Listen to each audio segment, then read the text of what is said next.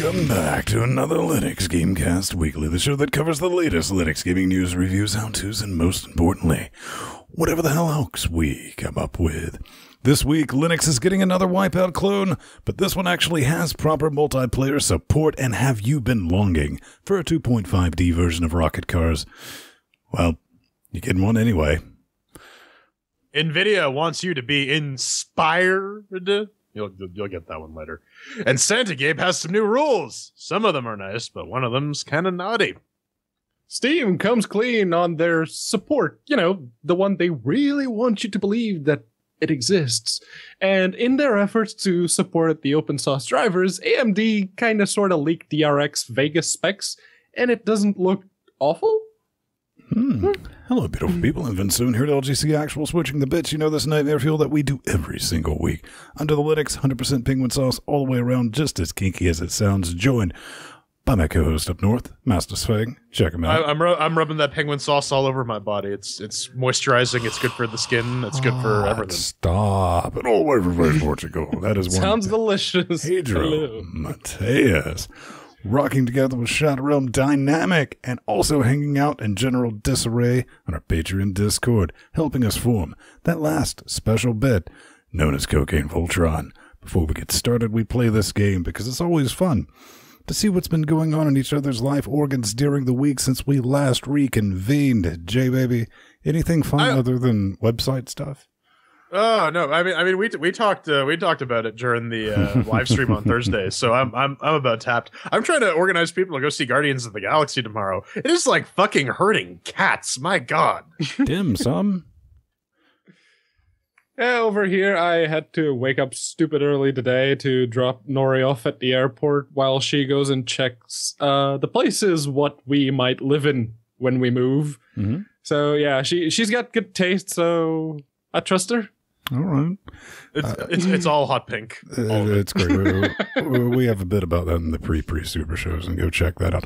I got very lucky. Curiosity, and finally I did something that was not completely pants on heads retarded. This is a PSA. This goes against everything we stand for. If you happen to go on a cleaning spree like I did 2 weeks ago and the week before, and you find Walmart gift cards that you've clearly never used and they're so old that the numbers have faded on the back, don't throw them away. I was going to throw them away, and I'm sure people have given me these for like fixing their computer or some shit because I don't take cash. And I punched them in. Both of them are still good. Looked up the terms of service on Walmart gift cards. They never expire. Difficulty, unfortunately, means I have to go to a Walmart. So looking forward to that experience. That's interesting, though, because in Canada, gift cards can't legally expire. So... I guess that holds true across all the Walmarts. Well, I hope so. That's definitely good. I know a lot of people in the States, they'll give me like an Applebee's gift card, and I'll give it to somebody because I know it'll just poof. But something that has yet to expire after over 200 episodes is the horse. Oh yeah, we're still beating it, and it's still being that gelatinous mess that we all know and love week after week. It's the Steam update.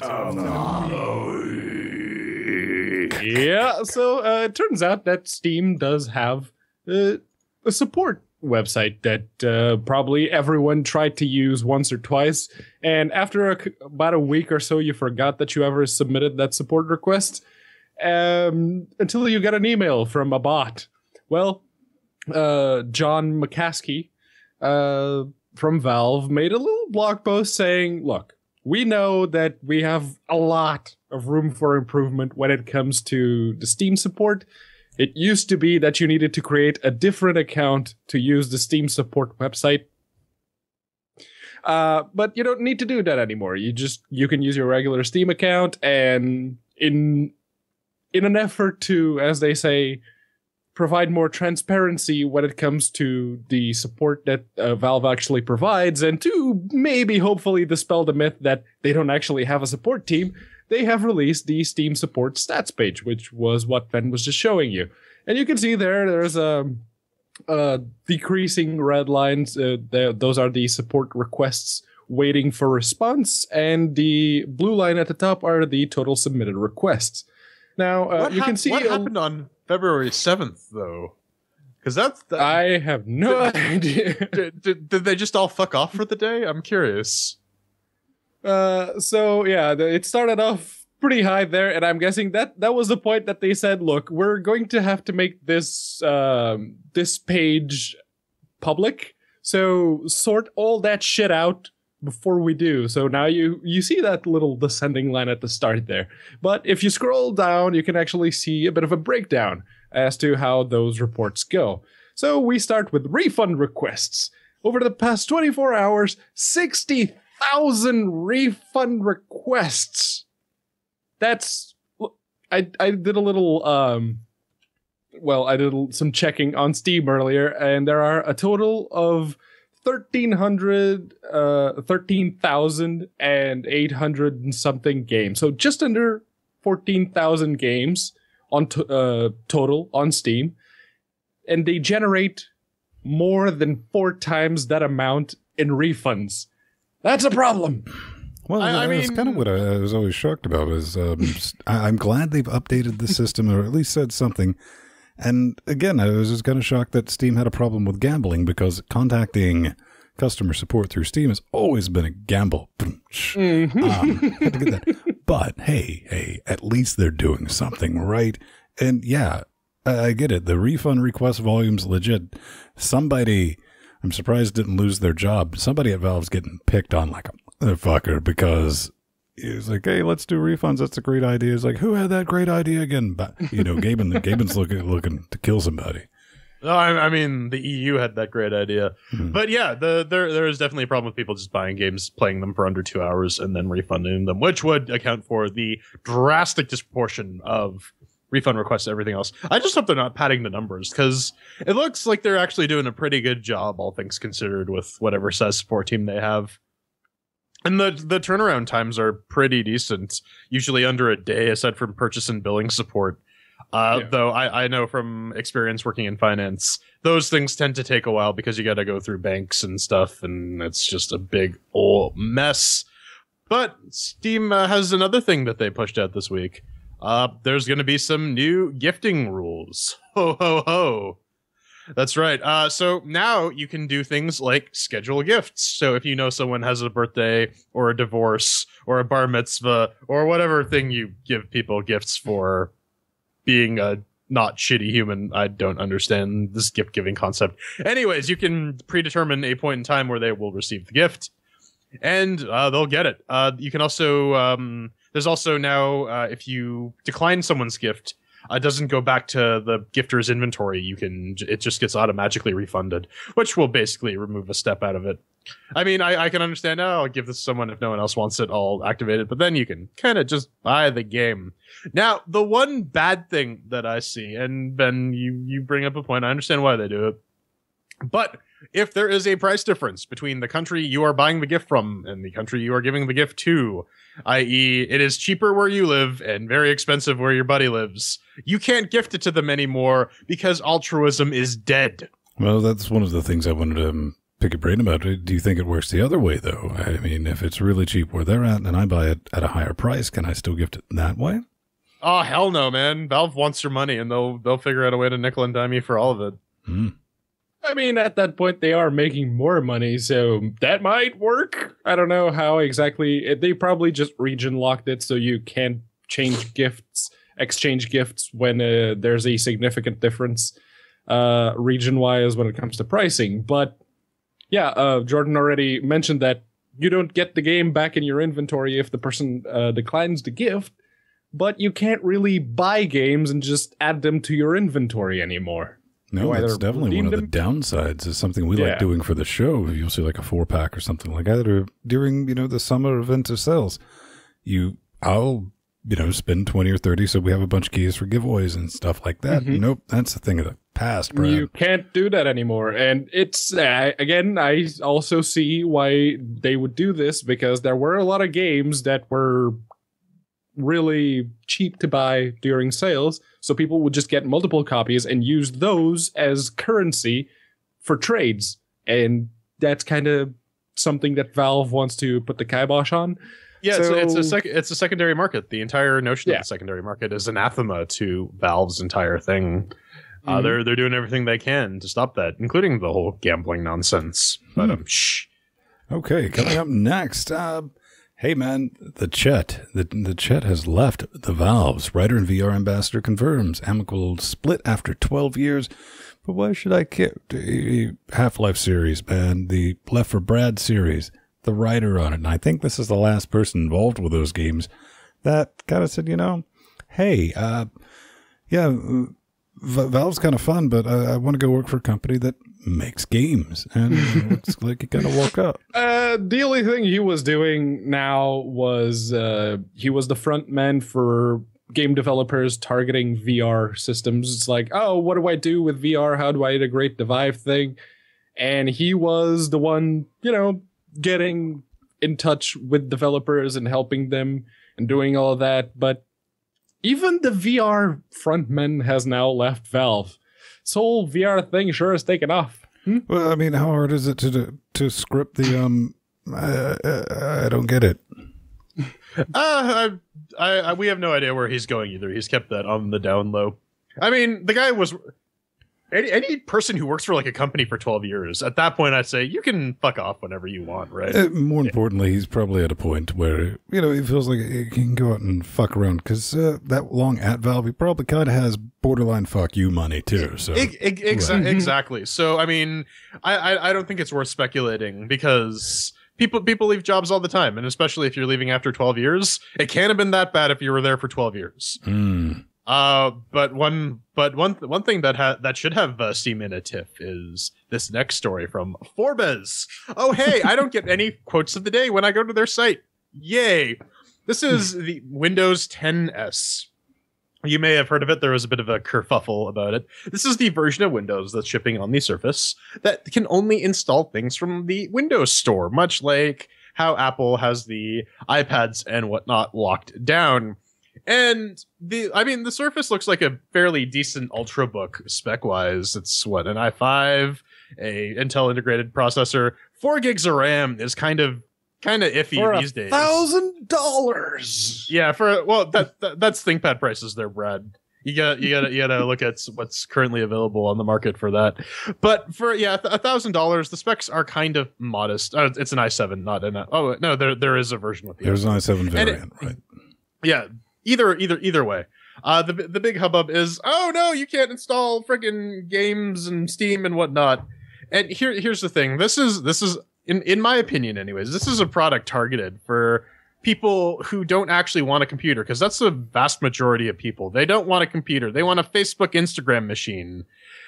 And Microsoft's aiming to sell this to them. Apple's kind of been dropping the ball on their moon cult hardware. They don't have any Steve Jobs anymore to tell people you're going to buy this, because people worship Steve Jobs at his freaking altar because he's a fucking scumbag. But we'll actually have to wait and see how successful this thing is. I don't think for that price it's going to be making much inroads in the laptop market. Well, I don't know, man. I guess the immediate thought, everyone's like, oh, why exactly are you talking about this? I'm like, shut up, other Vin. We like banging on Microsoft, but we are banging on Microsoft for a reason, because one of the quotes in here kind of got our attention. And to get it just so, basically all the non-Microsoft video game storefronts have zero presence, and we're talking not necessarily about the book here. We're talking about the operating system that ships with it, known as Windows 10s, which probably stands for it. That's pretty stupid. This is something Microsoft kind of threatened back with Windows 8 that got the ball rolling even with Steam for Linux, because we're going to have a Windows Store and it can't do full screen gaming correctly and all that. And Valve's like, fuck that noise. Let's get over to Linux. Let's get something rolling. This is them trying to kind of walk back in and test the waters. It's like, who's this going to piss off? Microsoft is going to piss off everybody, including the people who would buy this, because I'm having a hard time believing that even you, Microsoft, even you are so stupid not to realize that like a lappy geared towards students that blocks Steam, blocks GOG, and blocks, you know what? You can block Origin. No one fucking will fault you for that. All right, good on you. And you think you're going to sell that to students? Man, that's just moronic. Well, to be fair, they're not quote unquote blocking it. They're just saying, Valve, CD Projekt Red, EA, whomever, if you want your game client on Windows 10s, you're going to have to do it. But the reason that Microsoft is pushing this out is to compete with Chrome OS, targeting students, which then again raises the question, why are you pushing out a laptop for $1,000 to students? What kind of students are we talking about here? The ones that buy MacBook Pros to go on Facebook? No, the type that they buy MacBook Pros because their friends' parents bought them MacBook Pros. Therefore, trust me, I've seen this with a friend of mine who went to law school here at university. It was like, get a ThinkPad, get a ThinkPad. Dude bought a MacBook Pro from a vending machine in the mall. All right. Oh, they have those in the US. I've seen them. They're fucked up. Yeah, trust me, it was a #TIL fucking moment, but I was like, you know what? I'm out. I just tapped out. I was like, you win. But yeah, no, this is really neither here nor there. Dear Microsoft, please do keep cocking up. The more you do cock up, the more people realize that there are alternatives, and even if that does not magically mean Linux, it means that game developers and publishers will be forced to at least consider those alternatives, and it will be just a matter of time until someone else besides 2K, Paradox, Valve, Square Enix, and so on and so forth. Nope, you're wrong, Pedro. You're wrong. You're 1,000% wrong. What this is going to do is drive developers back to consoles, son. Exactly. No, because here's the thing. PC game development for a lot of studios isn't worth it because you got to contend with Steam, you got to contend with GOG that cut the prices on games constantly. If you go to console, $60 pay to play every single fucking time. Refunds? What refunds? I never heard of refunds. No refunds. You're locked into that console as well because if you want it on the new version, you got to buy it again. So yeah. I guess that makes more sense. This may be the death song, the swan song for PC gaming. Hopefully, Microsoft. Because let's be real here, Microsoft is really the only thing propping up PC gaming at the moment. As much as we'd like to say Linux is the future of it, and it does a really good job at it. Yeah. The vast majority of people are on Microsoft's platform playing PC games. That's it. Yeah, and it kind of sucks, but there are every now and again those games that do come out on Linux, and Hellpoint. We covered it a while back. They pushed out a demo. They went on the Linux _ gaming subreddit and said, yo, we have a demo. We're going to push out a Kickstarter. Have a play around with it. Tell us what you think. And a lot of people seemed to like it. And they decided, you know what? We were going to do Linux as a stretch goal. But now we're going to do it as just a regular goal for our Kickstarter. Oh my God, Becky. They're using 256 color GIFs. Yes. This is basically Dark Souls in space and it supports Linux. And currently their Kickstarter is not doing all that well. There are 3 days to go. They want $50,000 Canadian, and they have 42,000. So yeah, they have 9/11 backers. I don't know what Kickstarter you're looking at. The one here, in Freedom Dollars, Eagle Bucks. There is a $36,000 goal, and it's what? Refresh that page. Refresh it. Is it going to go up or down? Same thing. 30, there we go. Yeah, 36, man. I mean, there's six. I mean, all we really need is some enterprising American to give them about $50, and that'll push them over the edge. if I understand the exchange rate, anyways. I don't know, man. We covered the original release, and we did this before they had a Kickstarter, and this is something I genuinely like to see. This is not something that's like me making my Mario physics prototype with every game engine I download. Is like, I'm really getting into the, and I get a block to jump a thing and have friction, and I'm like, yeah, fuck this. I'm too lazy for it. There's a real game here. This is not just, I mean, it's a prototype, but there's a game there, and they're not asking for, buy us a gold-plated Lamborghini with a free Mexican child in it money. No, they're like, all right, let me work on this for another year, live, be able to pay my bills, and fart out a decent-looking game. I tried it. The demo's available. If you don't like Steam, there's a non-Steam version. Works with the X-Clone controller. Didn't have an issue with it. Kind of wish them the best of luck with this. I like seeing stuff like this when it gets into early access, and then later on, there's, I think, a better chance of getting a proper game out of it. Yeah, and we kind of need more stuff that falls into the Dark Souls niche, because as someone who loves to play Salt and Sanctuary, there's just the one game. We need more. Yeah, and like everyone says, Gen 2 is the Dark Souls of Linux. But then, how do you like isometric racing? I'd like them full of nitro and bees. That's right, man. Brawlers, nitro, cars, guns, and multiplayer mayhem. Play with the insane vehicles with machine guns, railguns, rocket launchers, flamethrowers. All right, what do we have? We have 2.5D rocket cars with guns. This is what this fucking is. It's what it says it is on the tin. It's not bullshitting. Unfortunately, it's an early access. I can look past that because this has the potential. Yes, there's footballs in it, too. This has so much potential. I think Foxy agreed with me in the show notes to be a goddamn blast, son. It's coming soon. No release date set for it, but it does have the Linux. It doesn't even need a version of Linux to run. It'll run just straight on a CPU with 4 gigajoules of RAM and a broadband internet connection. And if this thing's priced right, and I'm looking at you $9.99, I think we might have a bit of a winner on our hand. Maybe. It kind of reminds me a bit of the visual aesthetic of McDroid. Has anyone else seen that?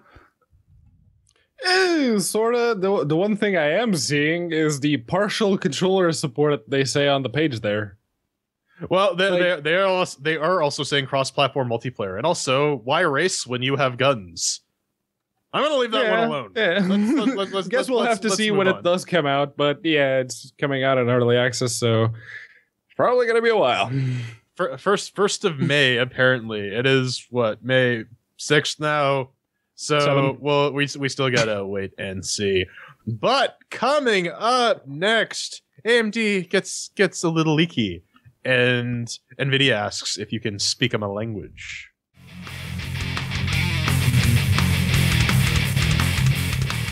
Ladies and gentlemen, boys and girls, we love every single one. No, we don't. We hate every single one of you, but for some reason, a lot of you seem to like us. I don't get that. No, because you got to pay for our love, Pedro. And we got a couple people this week who decided that our love is worth their hard-earned cash. That's North Ranger and Daniel Yunt, the latter of whom has actually increased his pledge. Maddie and Inertia also have some things. But if you want to pay for our loves, you can head on over to patreon.com/LinuxGameCast, where we whore ourselves out for pennies a day. Or pennies a weekend, anyways. We're at 101 subscribers, $178 an episode. It's great. $2.50 gets you access to the show notes. $1 gets you access to the Super Squad. You get access to the Discord channel. All of our freaking videos. We did a Portal 2 live edition because we get streams because we hit 175 a week. That's pretty awesome. Pedro did some Salt and Sanctuary on Tuesday. Ben and I decided we're gonna do some more Pedro. We're almost done. Portal 2. And that's pretty much it. You can also head on over to linuxgamecast.com, hit the support the shows button. We got Amazon wish links or wish list affiliate links, PayPal button, wish links. It's like wiki links. It's a hamster that goes up your butt, and also our butts. You get to share the butt love. One time, recurring PayPal donations. We take the magic internet money. Basically, if you want to throw money at us, we have a myriad ways. We've to pretty actually much get locked it down, man. That's what I wanted to say. Inertia kicked in some Bitcoins. So not full coins, unfortunately. Just bits of them. Yeah, if you have full coins, send them, because he also told us about Purse.io, which I'd known about, but I never really checked it out. That's a neat way to convert magic internet monies into stuff that we can use for the studio. You remember, we're not sponsored by anyone but you, so every little bit like that definitely helps out. But somebody sent us a note, man. Yeah, we get some. We have an actual mail segment that's not hate mail question. What Ben read the freaking. Well, the best part about French these notes is they tend to come inside these Amazon boxes for some crazy reason. Insanity. What's in the box? What's in the box? He carefully, curiously balances all this shit, and he's going to end up dropping it. From Maddie. Ooh, Jean-Guy. Hi, Linux Gamecast. Drunk shopping again. From Maddie19. We wholly support drunk shopping. Maddie, thank you. Yes, please. That really sticks to what we believe. And honestly, if this thing was not in, this was on our wish list. Yeah, it's very sexy and kinky. If this was not in a sealed holographic type box, I would have swore that Maddie had somehow managed to pick us up an air conditioner or a box full of bricks. Because this fucker's heavy. I'm not kidding. I'm an old man, but Jesus, here's what we got, boys. A power EVGA supply. 600. The EVGA 600 bronze. It's kind of brilliant. This is like legit. I mean, Bradley hooked us up with the humbucker. We'll just call it the humbucker, which is currently in our audio chain now. We're working it. Listen to the pre show for that. But this is the first legit piece of the Box of Business 2.0, which we will be using. That's awesome. We're going to set that aside. And thanks everyone for making this happen. That's All right, Maddie. Thank you. He's got the power, but maybe AMD does as well. Question, Pedro, Yes. just get on with the news segment.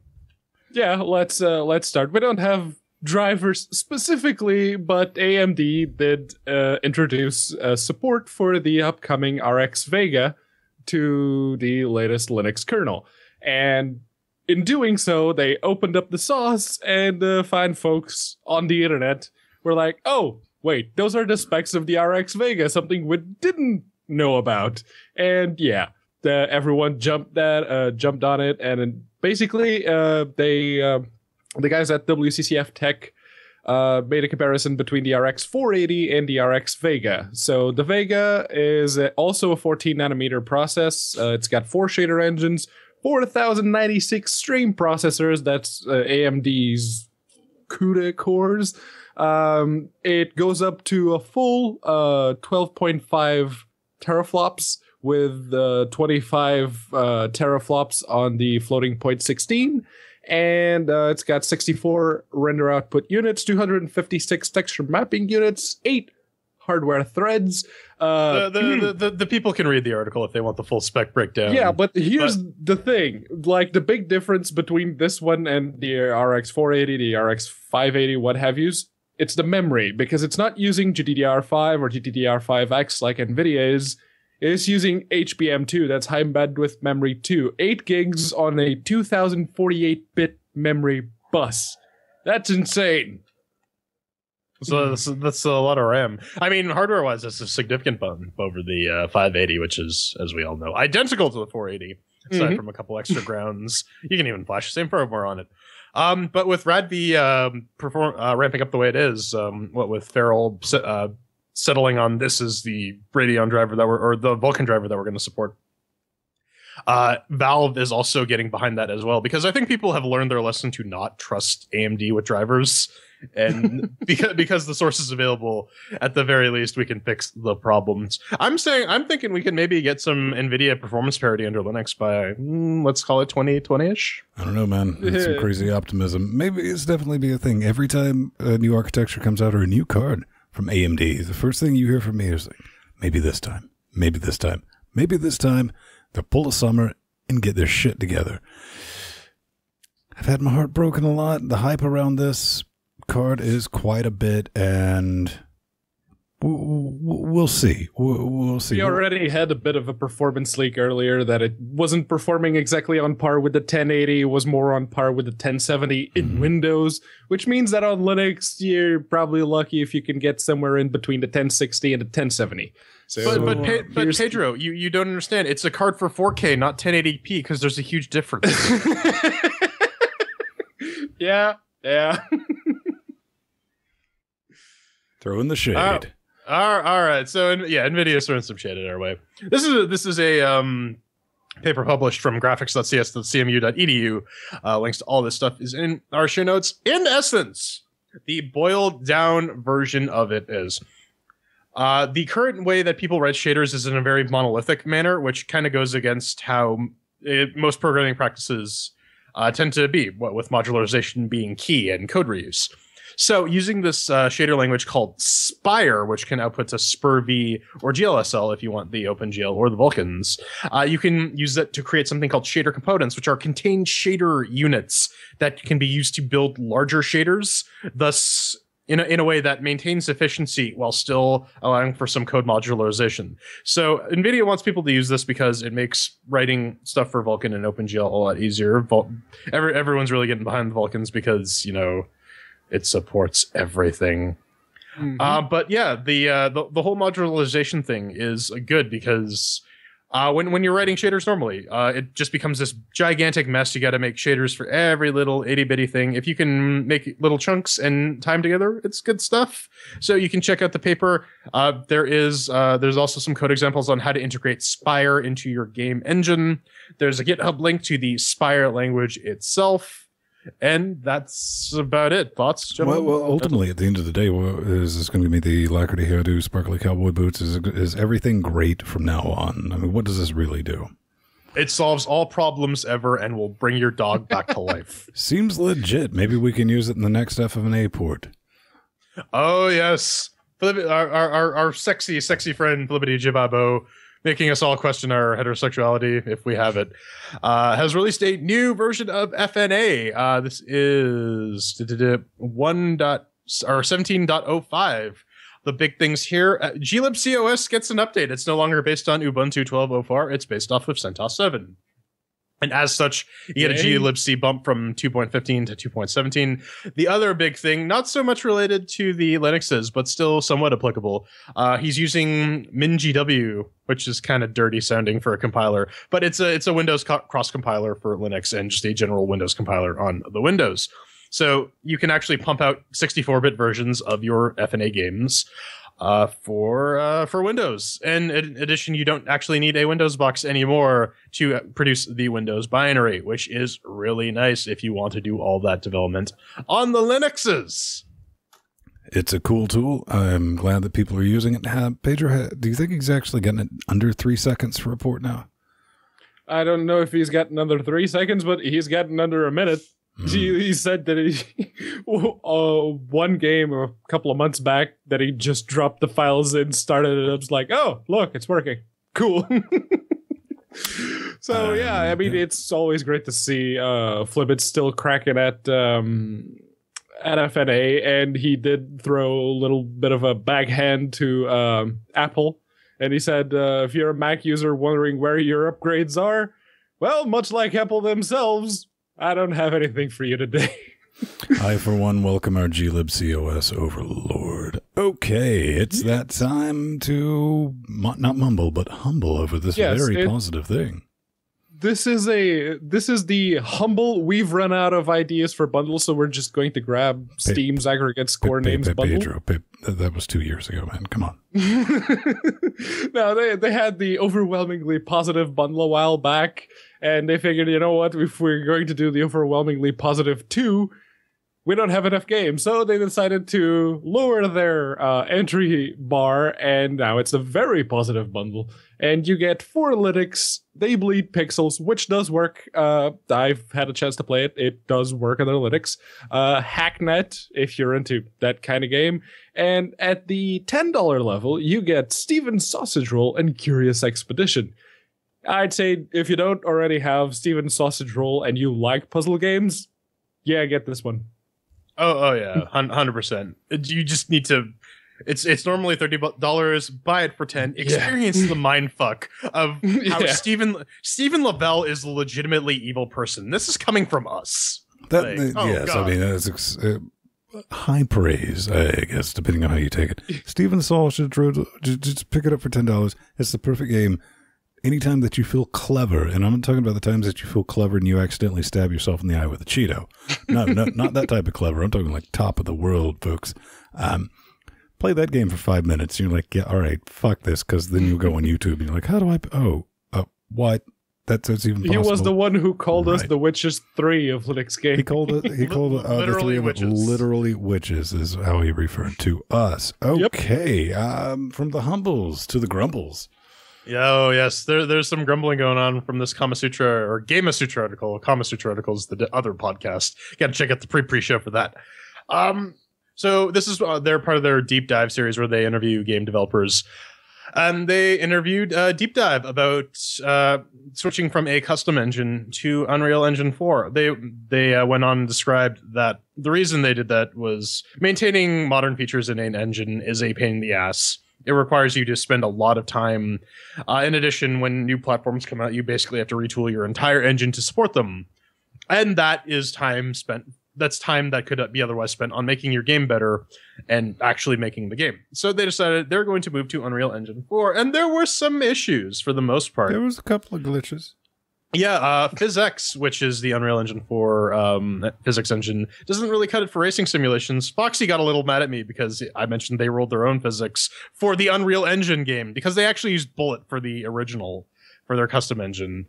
They wrote their own physics stuff for they wrote their own physics stuff for this, and what with being source available, that Unreal Engine makes that kind of really interesting easy. how they were able to like, we can work on it just a little bit at a time, again because the source was available and they were able to exactly.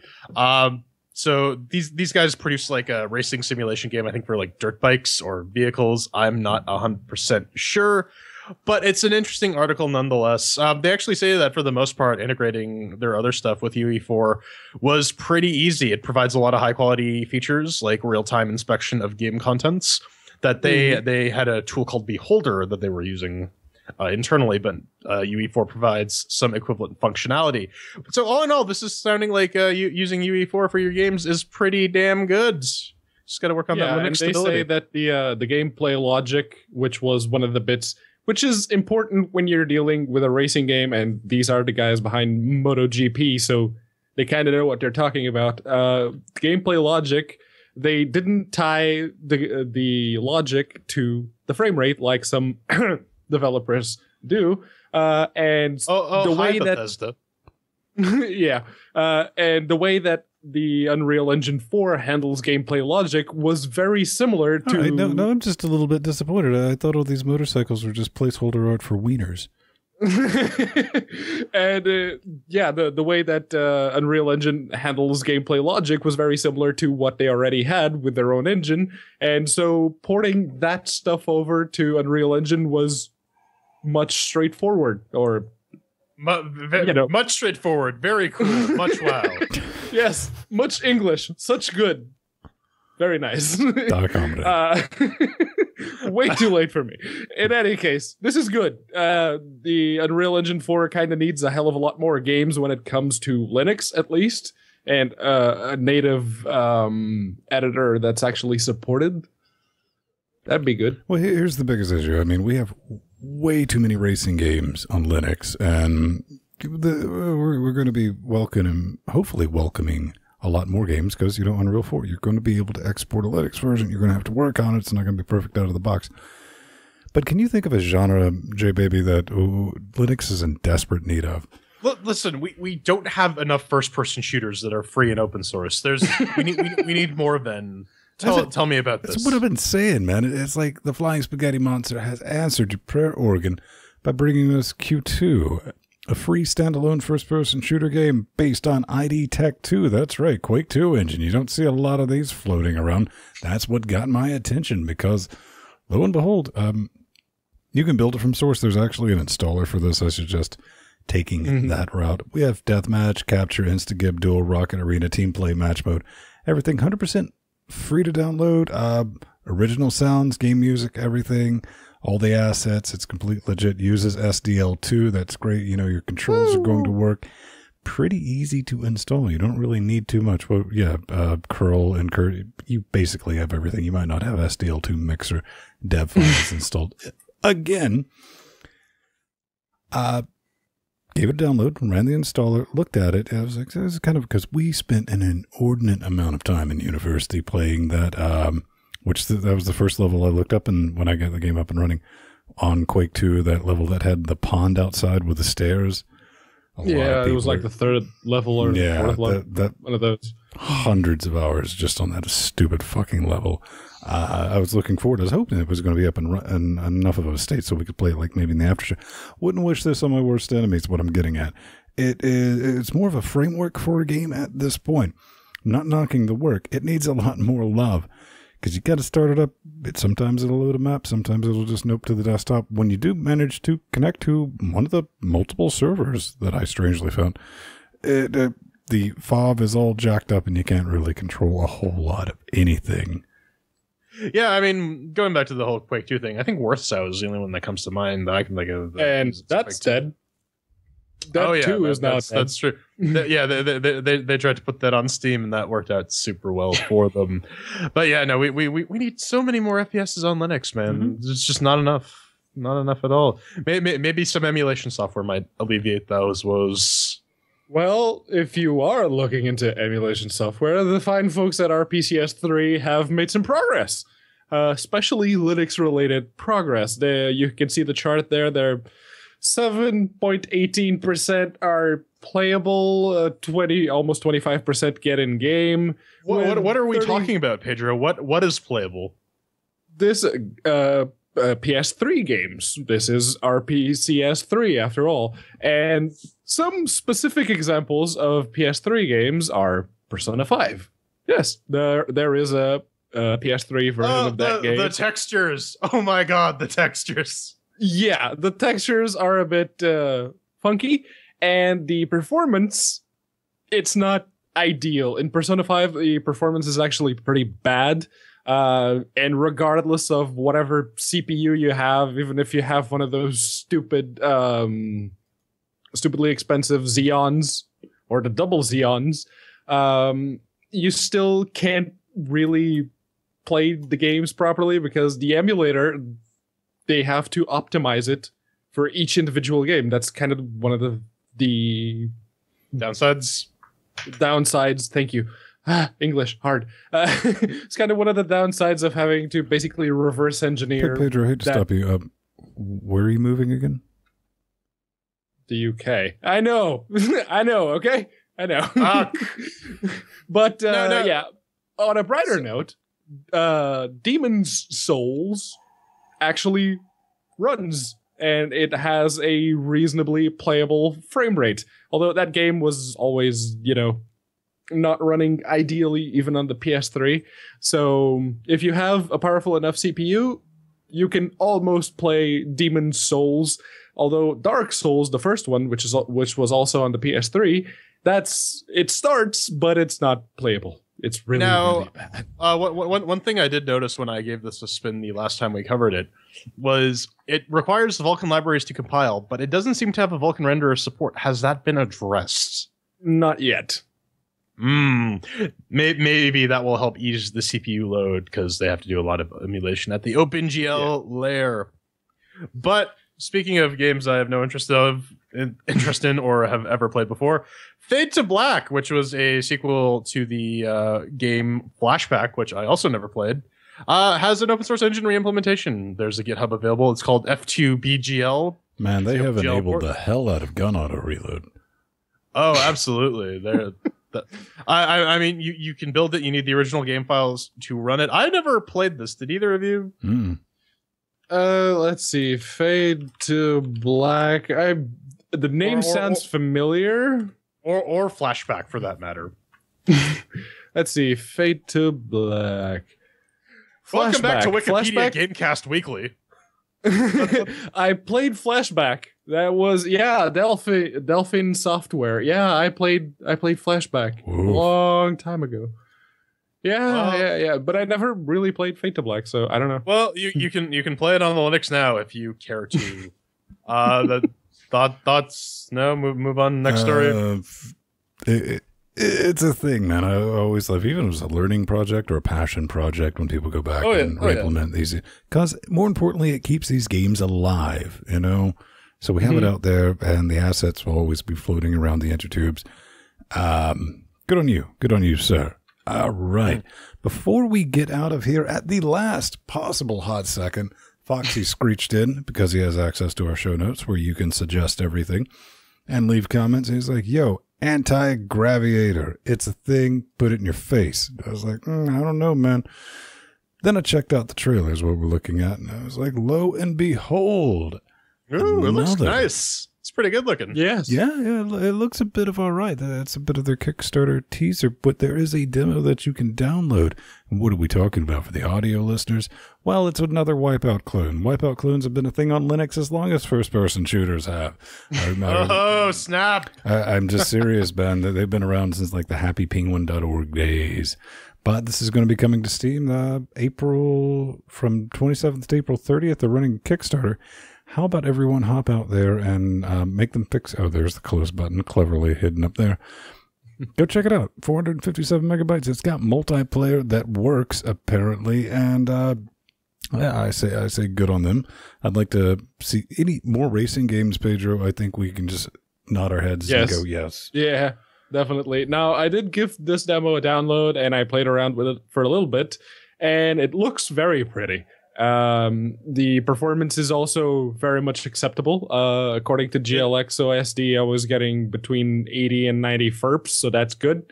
It's Unity. Especially good because it's a Unity game, yeah. Yeah, it's Unity, and you need to chmod plus X because they didn't they zipped the file, so the permissions are gone.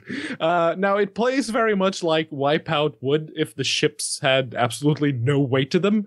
So they need to tighten those controls. Just saying. All right. Well, you know, it also needs to be tightened. The noose around my neck, because I'd rather be hung than talk about this next thing that we're reviewing. Torn Tales is coming up.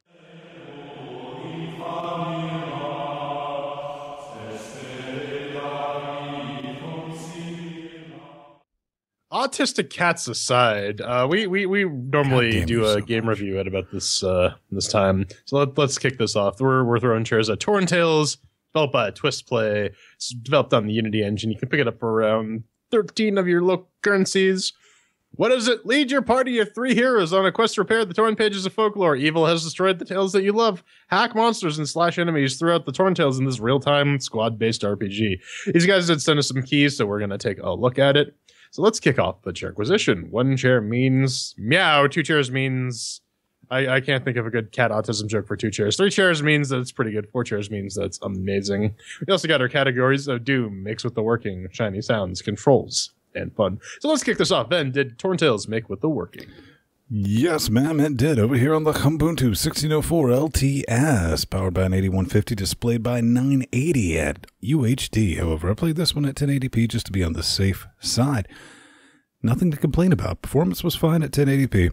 It could use some graphical options. I'll talk more about that in the shiny and sounds. The only thing I didn't like with Makes with the Working is in the options menu, not like on the front page with the big blink tag. There's an opt-out option for sending them anonymized statistics. That should always be opt-in, ladies and gentlemen. Learn lessons. Not enough to dig him a chair for, but we're starting off with a 4. Yeah, they let you know right off the bat when you start the game that, hey, we're collecting statistics. And, you know, they do give you the opt-out button. But yeah, on Fedora 24, 64-bit, with the i7 6700K and the GTX 980, no real issues. Performance is a bit wonky, but that's to be expected for, you know, click export and whatever. So I'll give it 4 chairs so far. Well, I can't do that because over here in Ubuntu Mate 1604 with the FX 8370E and the GTX 1080, you can very much tell that this is a Unity game because it always spawns on the wrong screen. I don't have separate X sessions, I just have the one big X session spanning across both these screens, and I have the left screen set as the primary monitor. The game just outright ignores that and always spawns on the right. Also, it can't seem to remember that the resolution is supposed to be 1920 by 1080 and not 2560 by 1080. So it gets dinged a chair. 3 chairs. Didn't you want that 2560 by 1080p monitor? Anyways, no, I wanted the 3 chairs for Makes with the Working. Up next is Shining Sounds. Not the worst jaggies I've ever seen in a game, but for fuck's sake, get me some anti-aliasing options up in this business, because this game doesn't really have any. It's basically 2x, deal with it, smile, that's all you're getting. What does it look like? Well, it looks like some well-done programmer art. Take from that what you will. Outside of the loading screen, the loading screen's a special blend of what the actual fuck's going on here. You're three protagonists, Green Arrow and Young Sanchez, they look all right, but Snowflame, wow. What is wrong with your face? I mean, seriously, I think Pedro's even going to touch on this later on. Oof. Mm-hmm. It does have sounds, and I can confirm. However, you know, I put on the soundtrack from Emerald City, a fine show that was unjustly canceled by the ass banjos at NBC. So, for the shinies and sounds, it shows up on my monitor, and it makes beeps and boops. So a solid 2 chairs for not completely fucking that up. Yeah, this game. But by the way, good deep cut with Snowflame, the cocaine-powered superhero. His goddess is cocaine. It's good times. Or he's a supervillain, whatever. This game looks like Baldur's Gate done in Unity. I mean, Torment and Pillars get a pass on this because they're explicitly homages to the Infinity Engine games and those RPGs. Here, it's just kind of meh. It's like Ben said, it's programmer art. It's not much in the way of impressive. I can't really find any real faults with it other than it's kind of lazy. And it looks like a game from 15 years ago. And I mean, there are sounds. It's not really enough to warrant any real attention. I'll discuss what I was listening to later on while playing this game because there's definitely some things. Oh my god, I don't care about the book reading cinematic stuff. I skipped past it because I just can't be fucked. 2 chairs. Yeah, no, you can. Well, they say that you get some anti-aliasing, but you can't really pick it since it's tied to the presets. And as far as I could tell, it doesn't work. Now, if you really want to, you can get some MSAA or SSAA if you add the GLFSAA mode and you have an NVIDIA card and you had that particular environment variable followed by %% to the game's advanced launch options on Steam. There'll be the description of the show notes if you want to look at how you can figure out which value your particular GPU supports. But lack of AA is the least of this game's problems when it comes to aesthetics. The sound effects can be summed up into grunts and jingles. The background music, it's the exact same 50-second loop repeated ad nauseum. The effect you get as the rest of the map sort of pops in, I get that it was supposed to look like someone was drawing it on a book. What it does end up looking like is that the wireframe pops in before the textures load. Also, what do the in-game proper aesthetics add to the narrative when the whole plot is told in those still cutscenes that it's just someone literally reading out from a book? Yeah, no, 2 chairs. All right, well, that's 2 chairs for the shiny and the sounds. Up next is the controls, Ven. Hey, man, everything works. You can throw a couple of air quotes around works, but, you know, not necessarily stretching the definition, but, all right, maybe just a little bit. I kind of lost track how many times the AI just genuinely fucked off and flipped the hell out after I gave it an order. You genuinely get the impression that you're not really in control in this game. You're basically issuing suggestions and kind of sitting back and just watching the hilarity ensue as I don't even want to call it pathfinding. It is like a blindfolded rabbit emu on a meth binge trying to get to point A to point B if there's more than 3 enemies on the screen at a single time. Not a huge fan of that. It's not broken. What I'd really like is to genuinely be able to split my characters apart instead of kind of having this group thing going on. More about that in the fun section. Can't really blow it completely apart, but for that AI flipping, it was like, go here, and one guy will just wander off and get stuck in a corner, like flipping back and forwards. I mean, something that I haven't seen since like the NES days. You're losing 1 for that, but you're still getting 3. Yeah, I mean, you click on things, and then you occasionally press 1 to 3 or quir. And, you know, other things will happen. Sometimes how you direct them to, other times no. Odd times you get an item that lets you press the space button, and I'm not sure if those things actually activate because they trigger the cooldown, and that's about it. One gripe I do have is that camera rotation only works if you don't have the map up. So you have to hit M if you want to get a better angle on something, especially when, say, a treasure chest pops up on the map and you're like, shit, where do I go? I can't find it because it's hidden behind something that you need the camera controls to rotate in order to do. I mean, yeah, it's kind of point and clicky. The combat is very, very uninvolved, especially if you're one of the people controlling it. Oftentimes, it just means that you're influencing the position of where people are standing, and that's about it. So, for an RPG where you're supposed to like care about your allies and whatnot, it doesn't really enable it. I gotta give it 2 chairs for that. You know, I get a feeling that in this game, controlling a character is pointless. I wish the game would just give me an option to unselect all characters in combat and just let them do the fighting, because it seems when I have direct control of any given character, at one point during combat, it's just going to stand there gormlessly doing fuck and all while the AI controlled ones automatically readjust their targeting to the next enemy over.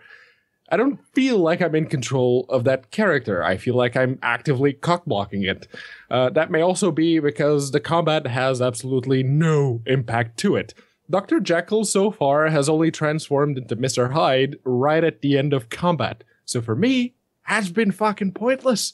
And the moment you start the game, you're bombarded with percentages and other MOBA-like terms and item stats, which they just feel so out of place, it's not even pretty. So for controls, it gets 2 chairs. All right, well, that's 2 chairs for the control segment. By the way, you can unlock stuff that cause the hide thing to go on more, but I'll get to that in the next segment, which is fun. Ben, did you have fun? And it's absolutely amazeballs. And all right, short and simple, here we go. You basically play as one character with 3 bodies, and yes, that controls about as well as one might imagine. You start off learning your leveling skills. It's a system that clearly had more thought put in it than the actual game itself. You click on enemies, you make some tea, since the AI will, nope them basically without your input. And say the first 40 minutes of this game, sit back, relax, make some tea, chill out. You watch the aforementioned AI just get stuck in new and interesting ways. At least it keeps you entertained in that way. Eventually, you're going to get extremely bored and pray for an unrecoverable bug that will prevent you from playing the game and having to review it any further. Unfortunately, this was not delivered to me. But the icing on the chainsaw, after those roughly 35-40 minutes, your tutorial and first bit of your first level, you get dumped into the first boss battle equipped with all of the skills that I just mentioned. You get to die, and die. The difficulty curve in Torn Tales resembles a hockey stick with half the business end cut off. Basically, this game put me on cruise control for that first 45 minutes and expected me to get good at the drop of the proverbial hat organ. Yeah, you know what? No. I spent 20 minutes learning how to nope the big bad wolf, only to say, you know what? Fuck right off. Don't really care, because unlike Hollow Knight from last week, I didn't have the slightest desire to revisit this game. It didn't do that thing that it did a great job at pissing me off. Just go Godzilla walking on the water, throwing them up. Hollow Knight pissed you off, but it maintained the, I can come back and fuck this thing. I can fuck this thing. It's just not here with this game. Not at all. F it, man. Why? Because, well, at the end of the day, take that shot. This is generic RPG, indie action adventure, the game. And if we're being honest, it does a shite job at even pulling that off. 1 chair. Yeah, there's not really much variety in this game. The levels are all labyrinthine, but unlike Hollow Knight, where it's properly jaquade, you can loop back on yourself, you can find shortcuts, you can legitimately explore. There are some branching paths that will occasionally lead to a chest, more often than not lead to nothing, and then it puts you back on the straightaway. This is the illusion of choice. I mean, beyond that, you just click, you wait, you occasionally kite if the enemy blows up. Later on, you get to fight the exploding frogs that will just fuck your guys up, because if you let the AI do what it wants to do, the frogs explode with poison damage at the end of or after they die. So if you're in that radius, then you just get fucked. So sometimes you gotta run away. Hyde is by far the most fun character. But you got to load up the abilities that boost his blood toxicity to let him transform. Otherwise, he's pretty useless because he's the only character without a cheap ranged attack. And like the story is really, really dumb as well. Because what is a medieval folk hero, a Scottish science fiction character, and the subject of an 1800s grim fairy tale have to do with each other? Well, aside from the fact that they're all in the public domain and you can just use them, not really much else. Later on, once you unlock all of the abilities, because once you get to about level 12, I think, you have all of the main abilities unlocked. You can unlock runes, and some of them are kind of interesting that might impact how you play the game. But you don't get to pick them. No, you get a random shot at one for each level up point, and that is just fucking stupid. I didn't really have a issue with like the difficulty spikes until about once you get to the level that requires you to be 10, just because all of a sudden then they have enemies that have additional effects beyond them trying to stab at you. I remember like the second boss, the Sheriff of Nottingham. I beat him the first time around. I got a bug where they kept stun locking Hyde, and they couldn't do damage to him, so they just kept attacking him while Robin Hood and Snow White kept picking him off, and it was boring. I found myself wondering, when will this end? And here's the thing: if I can play your game while fully paying attention to YouTube videos, usually what has happened is I've played this game so much that I can just do it brainlessly because I've forged neural pathways that can allow me to play this game without paying attention, or I'm not really being engaged. In this case, it is the latter. This is not a fun game. It's just really boring. I will give it 1 chair. Yeah, no, it's actually kind of hard to find a game that manages to do everything wrong.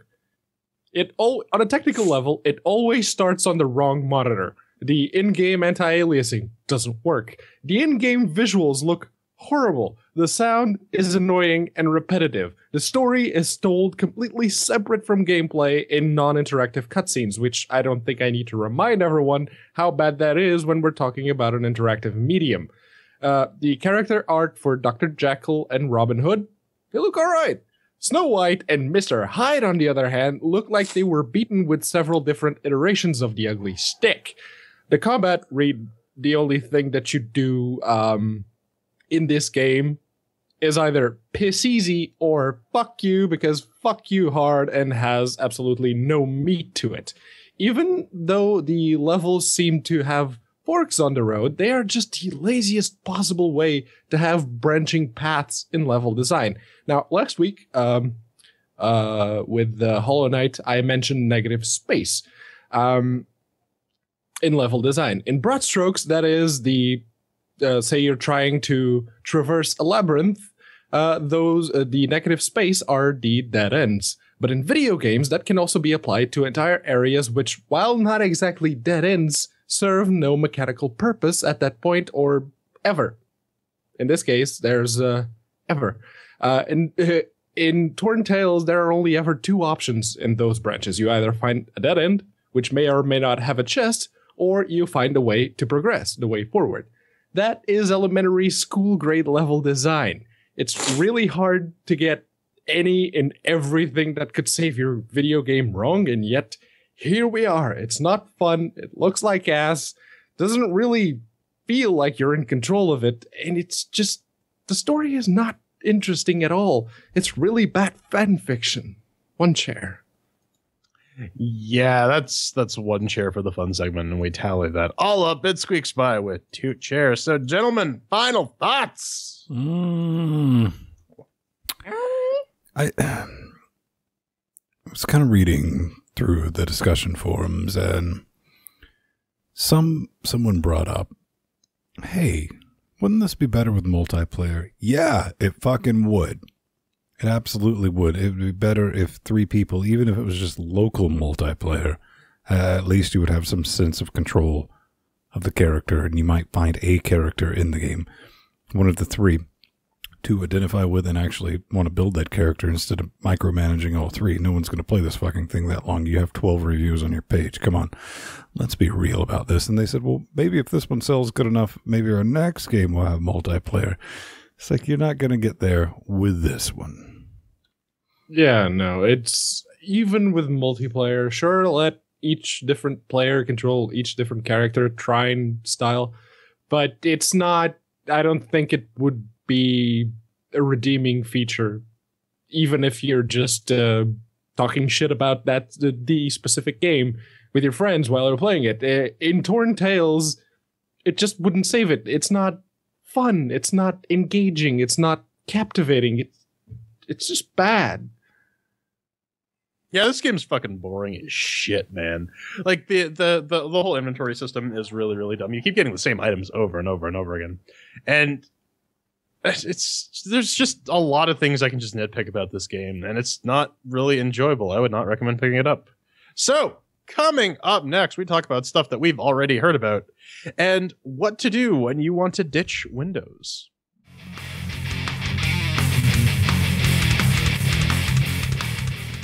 Yeah, if you're not our Patreon, you're missing some Discord action right about now. But let's wrap up this show. It was an alright Linux Gamecast Weekly, but it would never be complete without your hate mail. If you'd like to send some hate mail over our way, you can do so. LinuxGameCast.com, contact button. Fill out the form. It's pretty easy. If you're a game developer looking to promote your game, send us keys. 3 of them, at least. If you want to promote your Kickstarter campaign, make sure you have a demo available. Cool. All right. So, apparently... First off, it's from Nemo. He says... Yeah. He's talking about clone babies, and he says, have you heard about this Zelda clone maker I discovered in the OpenSUSE repo?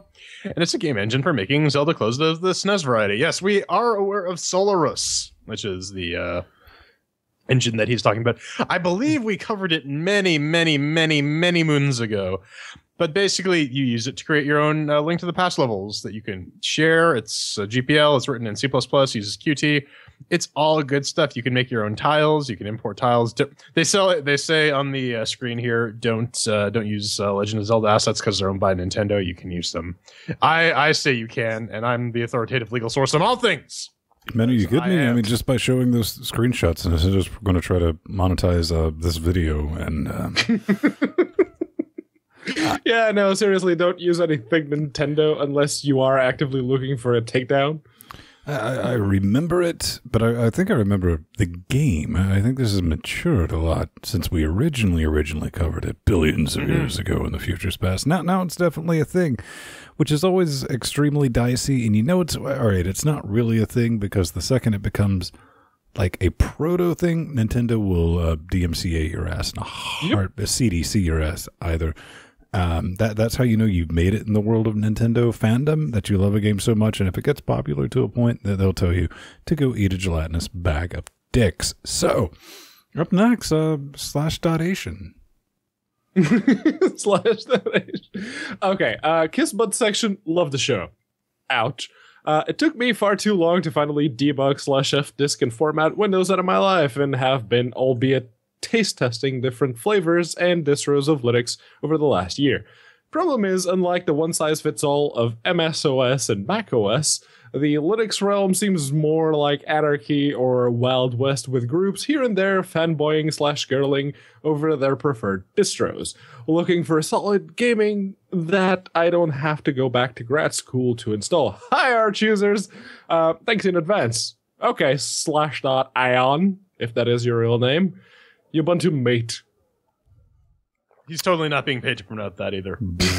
Don't listen to anything Pedro says. He's just full of lies, man. If you want something, if you're going to be doing some gaming, and you're like, oh, okay, I'm doing this. This is the thing. 3 of us, there's no Windows on our desktop, man. It's just not there. And you want something that works. You got to get over it. I think Babby's first Linux, I do think of Ubuntu, not even Mate or Mint or anything like that. But if you're looking to get into gaming and you just don't want the headache, you're old like me, and you're like, get off my damn lawns, you fucking Arch users, which is great. We do love Arch. And you use XFCE4, which I know you do. Yeah. So, yeah, just get the latest spin of Ubuntu. Throw that on there. All the developers are like, fuck SteamOS. It's still in beta after 3 years. Let's not target that, which is understandable. And they're targeting, unfortunately, even discontinued versions like 12.04, which basically means they haven't tested it on anything.